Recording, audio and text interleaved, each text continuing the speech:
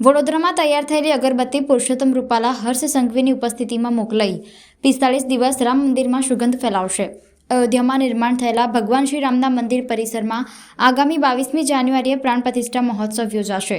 આ સમયે સમગ્ર મંદિર પરિસર મહેકી ઉઠશે તે માટે શહેરના રામ ભક્તે પંચદ્રવ્યનો ઉપયોગ કરી 108 ફૂટ લાંબી અને 3.5 ફૂટ પહોળી ધૂપસળી અગરબત્તી બનાવી છે। આ અગરબત્તીને વડોદરા ખાતે આવેલ પાંજરાપોળ ગ્રાઉન્ડથી ગૃહમંત્રી હર્ષ સંઘવી, કેન્દ્રીય મંત્રી પુરુષોત્તમ રૂપાલા, સાંસદ રંજનબેન ભટ્ટ સહિત મોટી સંખ્યામાં ભરવાડ સમાજના આગેવાનો અને હજારો રામભક્તોની ઉપસ્થિતિમાં અયોધ્યા ખાતે પ્રસ્થાન કરવામાં આવી રહી છે। રામભક્ત વિહાભાઈ ભરવાડે આ ધૂપસળી 6 મહિનાની અથાગ મહેનત બાદ તૈયાર કરી હતી। આ ધૂપસળી 45 દિવસ સુધી રામ મંદિર અયોધ્યામાં સુગંધ ફેલાવશે। આ ધૂપસળીમાં ખૂબ જ મહેક ફેલાવે તેવા પંચદ્રવ્યોનો ઉપયોગ કરવામાં આવ્યો છે।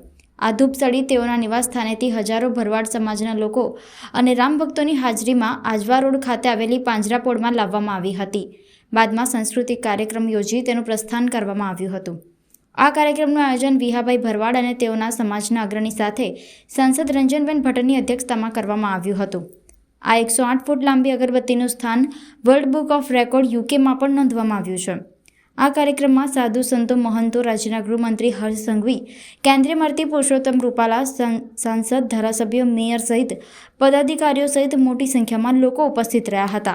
તરસાલી વિસ્તારમાં રહેતા અને મૂળ ખેતીના વ્યવસાય સાથે સંકળાયેલા વિહાભાઈ ભરવાડે આ ધૂપસળી 6 મહિનાની અથાગ મહેનત બાદ તૈયાર કરી છે।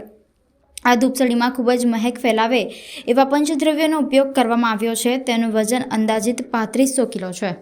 રામ જ્યારે હજારો વર્ષો પછી એમના નિધિ સ્થાનમાં પધારી રહ્યા છે 22 જાન્યુઆરી 2024ના રોજ, ત્યારે વડોદરાના ગોપાલક સમાજ, વડોદરાના તમામ સંસ્કારી નાગરિકોએ આજે 108 ફૂટ લાંબી અગરબત્તી અને 108 કુંડી યજ્ઞરૂપી અગરબત્તી જ્યારે અયોધ્યા જઈ રહી છે ત્યારે આપ જોઈ શકો છો આખી વડોદરા સંસ્કારી નગરી રામમય બની જાય છે।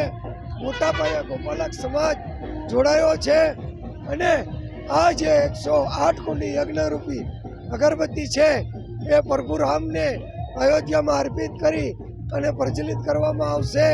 એટલે અત્યારે આખું ગુજરાત રામમય રંગે રંગાઈ ગયું છે। જય જય શ્રી રામ, જય જય શ્રી રામ।